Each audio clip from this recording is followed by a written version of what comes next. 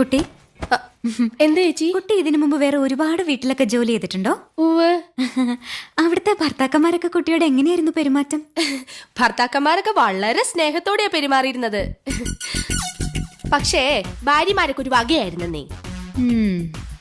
അല്ല, കുട്ടി എന്തിനാ സാരി ധരിച്ചിരിക്കുന്നേ? അയ്യോ, എന്താ? സാരിയേക്കാൾ ഐശ്വര്യം ചുരിദാറാ. ശരീരം മുഴുവൻ കവർ ചെയ്യുന്നതുകൊണ്ട് പറയല്ലോ, അതൊരു ഐശ്വര്യ. അപ്പോ ചേച്ചിക്ക് വേണ്ടേ ഈ ഐശ്വര്യം?